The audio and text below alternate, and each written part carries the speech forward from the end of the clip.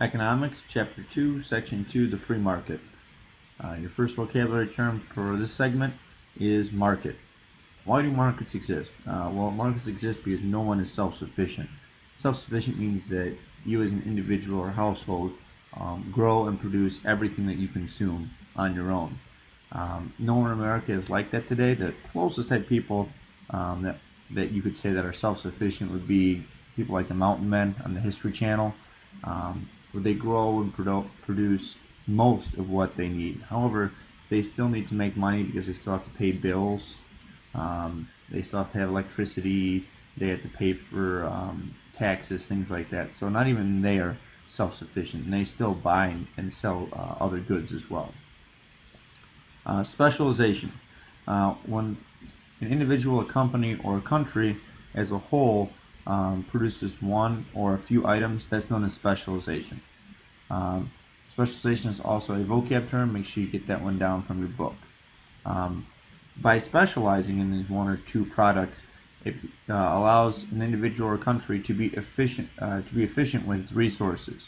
And the three resources are capital, land, and labor.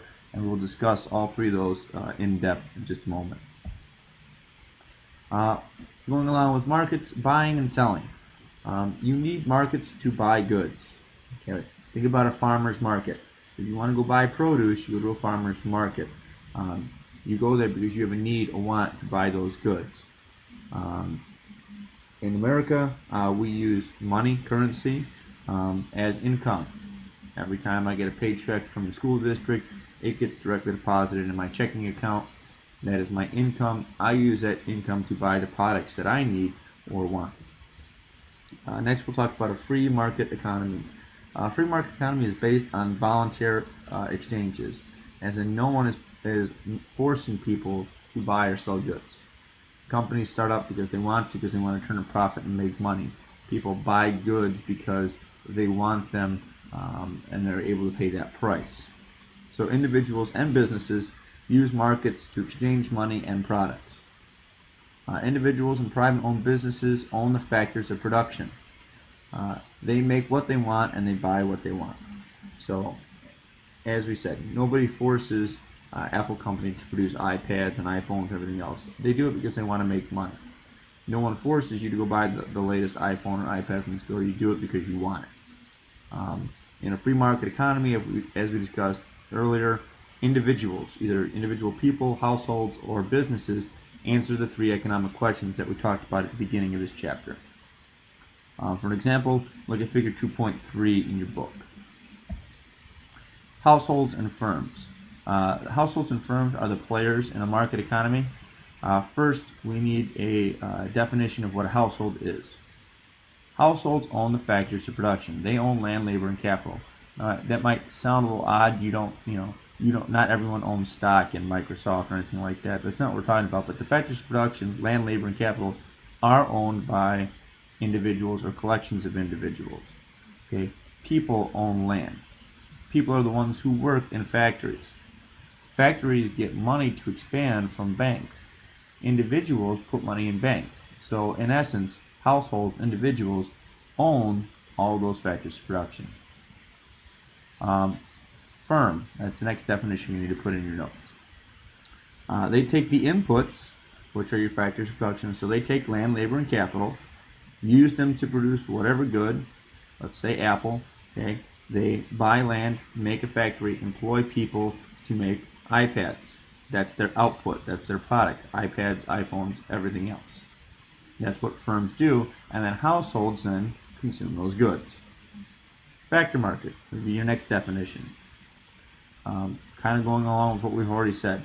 So firms purchase or rent land, they hire workers, pay them wages. Then those people go home, take their wages, they buy things from that company or other companies, and the cycle continues. And as I said earlier, just like with Apple, if they want to expand and make another factory, they borrow money from households, not directly, either through investing, like stockbrokers, or by getting a loan from a bank. But once again, the investors or the money in the bank comes from households, individual people. So if you erase the middleman, firms borrow from households to purchase capital. They either buy new machines, make new machines, whatever it is, and then they pay interest or profits in return to either their stockholders or to the bank on that loan, and then that money then is given back to individual households. That's how the cycle goes.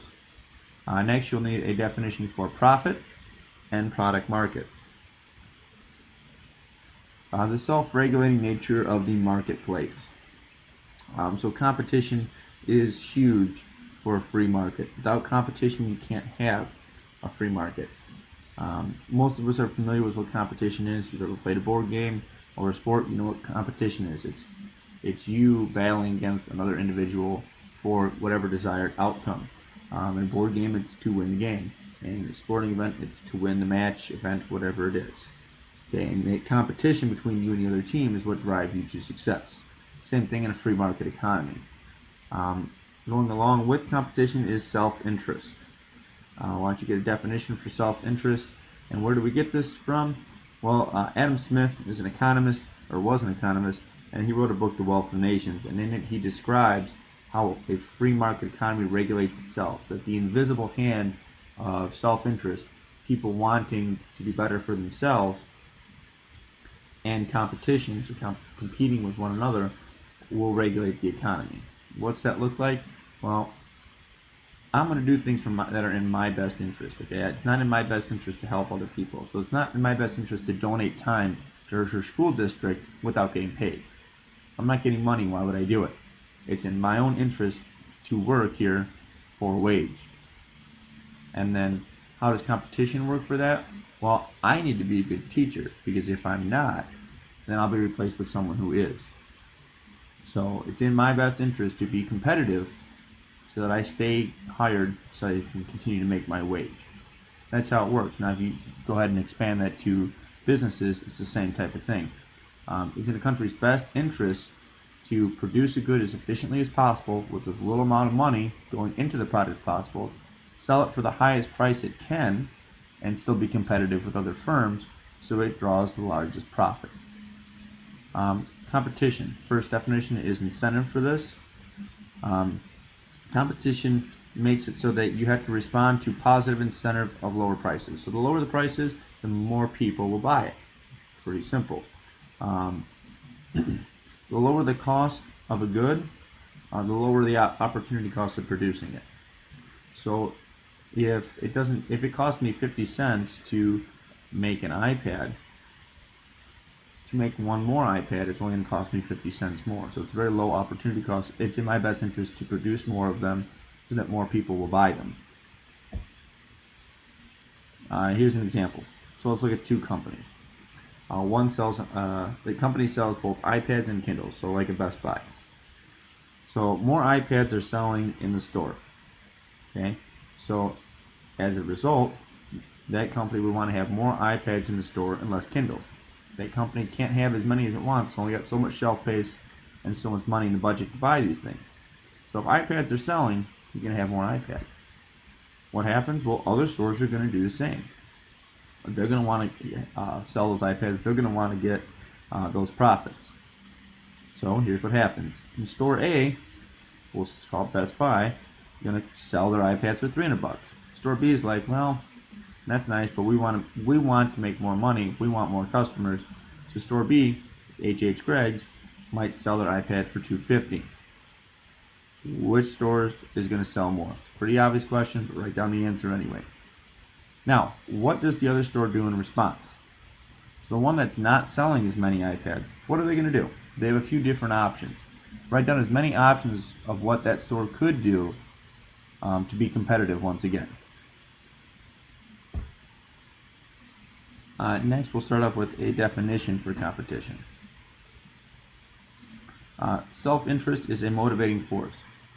I do things because they benefit me. That's why I do them. Okay? Like we'll go back to the example of me teaching here. I don't teach here for free. I do it because I get money. That's my motivation for working. Now, obviously, there's other things that go along with it too, the intrinsic value of liking what I do and so on and so forth. But when it boils down to it, people work because they want money. And competition is that regulating force. Okay, so once again, I want to be a good teacher So I do good things that make the administration happy, so I keep my job. That regulates me. Okay? When those two things work together, self-interest and competition, that's known as the invisible hand. It makes the market tick. So the market here at Herscher School District for being a teacher regulates itself. There's no person that mandates anything. It just goes in a cycle by itself.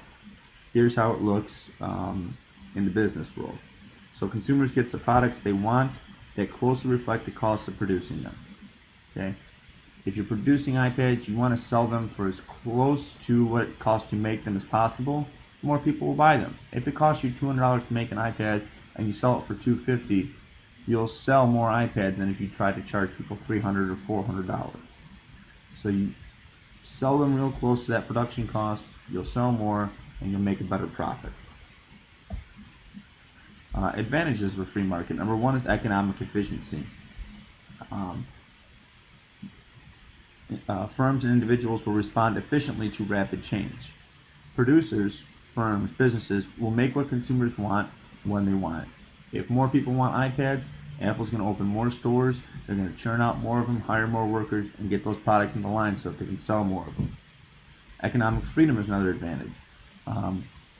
This gives the highest economic freedom for workers, firms, and individual consumers. If you got a lot of different choices for places where you could work, you can work anywhere you want, and you can start to bargain for what price you're going to work for. Firms can produce what they want, where they want, and sell it to the customers for a good price. And the consumers get the products they want, and they can shop around for the best price available for them. Another advantage is economic growth. This leads to innovation. Why?